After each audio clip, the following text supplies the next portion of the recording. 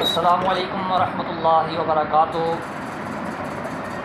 الحمدللہ، اللہ تبارک و تعالیٰ کی توفیق اور اس کی رحمت سے آج ہمارے ساتھ موجود ہیں فضیلت الشیخ حافظ عبدالحمید عابد صاحب حفظہ اللہ تعالی۔ ساتھیوں کی طرف سے کچھ سوالات آئے تھے جن کے ہم جوابات شیخ صاحب سے انشاءاللہ العزیز سماعت فرمائیں گے۔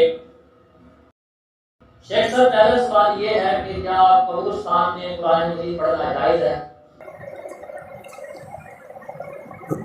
الحمدللہ رب العالمین والصلاة والسلام علی سید المرسلین وعلی آلہ وصحبہ اجمعین ومن تبعہم بإحسان الی یوم الدین، اما بعد۔ سب سے پہلے تو میں اللہ کا شکر گزار ہوں کہ اللہ پاک نے ہمیں موقع دیا کہ آج دین کے حوالے سے کچھ باتیں عوام الناس تک پہنچائیں گے انشاءاللہ۔ تو یہ بہت بڑی سعادت ہے ان لوگوں کے لیے جو اس سلسلے میں مصروف عمل ہیں۔ اللہ تعالیٰ ان کی اس کاوش کو قبول کرے، آمین۔ سوال آپ نے سن لیا ہے کہ قبرستان میں قرآن پاک کی تلاوت کرنا جائز ہے یا جائز نہیں ہے۔ دیکھیں، قرآن مجید کے اندر ہے، اعوذ باللہ من الشیطان الرجیم، لقد کان لکم فی رسول اللہ اسوۃ حسنہ۔ تمہارے لیے رسول اللہ صلی اللہ علیہ وسلم کی زندگی بہترین نمونہ ہے۔ اور نبی علیہ الصلوۃ والسلام کو قرآن پاک کی تلاوت کا جو شوق تھا، جو جذبہ تھا، وہ کسی کو ہو ہی نہیں سکتا۔ جتنا بھی انسان دعویٰ کرے تو رسول اللہ صلی اللہ علیہ وسلم کے اس جذبے کو وہ پہنچ ہی نہیں سکتا جو جذبہ آپ کو اللہ پاک نے عطا کیا تھا۔ اس حوالے سے وہ حدیث آپ نے سنی ہوگی کہ نبی علیہ الصلوۃ والسلام ہر سال جبرائیل علیہ السلام کے ساتھ قرآن پاک کی دہرائی کرتے تھے، سنتے تھے، سناتے تھے، لیکن جس سال آپ فوت ہوئے ہیں تو اس سال آپ نے 2 مرتبہ قرآن پاک سنایا۔ اس سے آپ اندازہ لگائیں کس قدر جذبہ تھا رسول اللہ صلی اللہ علیہ وسلم۔ تو نبی صلی اللہ علیہ وسلم کی زندگی میں ہی مدینہ کے اندر بقیع الغرقد قبرستان موجود تھا۔ ایک موقع ایسا ثابت کریں کہ رسول اللہ صلی اللہ علیہ وسلم نے وہاں جا کے قرآن پاک کی تلاوت کی۔ ایک موقع صرف ثابت کر دیں کہ آپ نے کسی قبر پر قرآن پاک پڑھا ہو۔ رسول اللہ صلی اللہ علیہ وسلم کی زندگی میں آپ کی بیوی فوت ہوئی ہے، اس کی قبر پر آپ نے قرآن پاک پڑھا ہو۔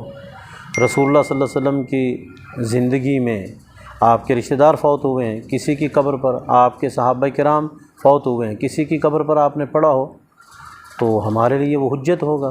ایک ہی صرف واقعہ ثابت کر دیں۔ دوسری بات یہ ہے کہ رسول اللہ صلی اللہ علیہ وسلم کا معمول تھا قبرستان میں جانا۔ آپ بقیع الغرقد، جسے آج کل کچھ لوگ جنت البقیع کہتے ہیں، قرآن و سنت کی روح سے یہ لفظ ایسے نہیں کہنا چاہیے، اس لیے کہ کسی جگہ کو جنت کا ٹکڑا کہنا یہ مناسب نہیں ہے۔ صرف دنیا کے اندر ایک ہی ٹکڑا ہے جسے ہم جنت کا ٹکڑا کہہ سکتے ہیں، اور وہ ہے ما بین بیتی و منبری روضۃ من ریاض الجنہ۔ لیکن اس کے علاوہ بقیع والا جو قبرستان ہے اس کو جنت البقیع نہیں کہنا چاہیے۔ صحابہ کرام کے زمانے میں یا آپ کے زمانے میں اسے بقیع الغرقد کہتے تھے۔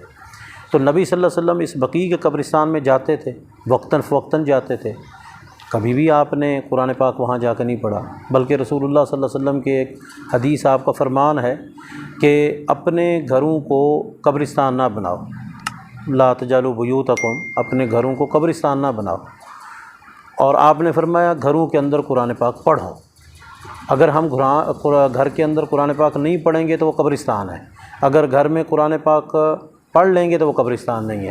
اگر قبرستان میں بھی قرآن پاک پڑھنا جائز ہوتا تو آپ یوں نہ کہتے کہ اپنے گھروں کو قبرستان نہ بناؤ اور اس کے اندر قرآن پاک کی تلاوت کرو۔ اس لیے قبرستان میں جا کے وہی ہم کام کریں جو رسول اللہ صلی اللہ علیہ وسلم نے کیا ہے۔ وہ کیا کہ جب قبرستان میں داخل ہو تو سب سے پہلے یہ دعا پڑھو، السلام علیکم دار قوم مؤمنین وإنا ان شاء اللہ بکم لاحقون۔ بس یہ دعا پڑھنی ہے، سب کے لیے دعا مانگی گئی۔ اور پھر خاص طور پر آپ نے جس قبر پر جا کے اپنے کسی عزیز و اقارب میں سے کسی کے لیے بھی آپ نے دعا کرنی ہے تو سب سے پہلے سورۃ فاتحہ پڑھیں گے، کیونکہ اس کے بغیر کوئی دعا قبول ہی نہیں ہوتی اللہ کی تعریف کے بعد۔ پھر رسول اللہ صلی اللہ علیہ وسلم پر صلوات بھیجیں گے، درود ابراہیمی، اور پھر اس کے بعد خالص میت کے لیے۔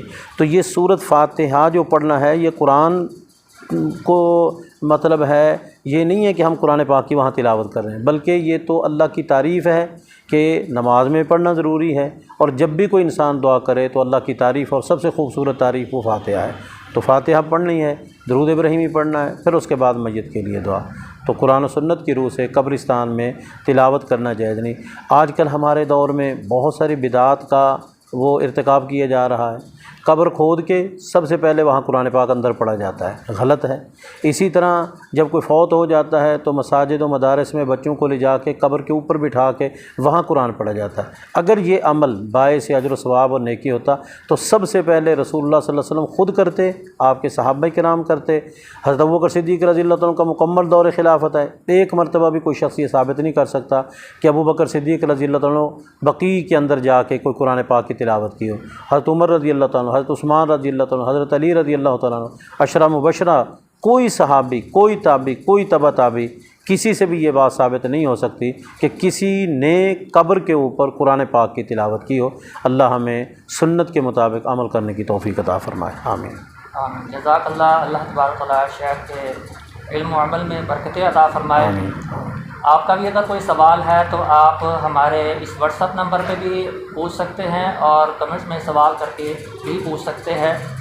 انشاءاللہ العزیز شیخ صاحب آپ کے دینی کوئی بھی سوال ہے آپ کا اس کا جواب عنایت فرمائیں گے۔ انشاءاللہ اگلے سوال کا جواب انشاءاللہ العزیز اگلی میٹنگ میں دیں گے۔ آپ ہمارے چینل باب الاسلام انسٹیٹیوٹ کو سبسکرائب کر لیں تاکہ ہر آنے والی ویڈیو کا نوٹیفیکیشن آپ کو بھی مل سکے۔ السلام علیکم ورحمۃ اللہ وبرکاتہ۔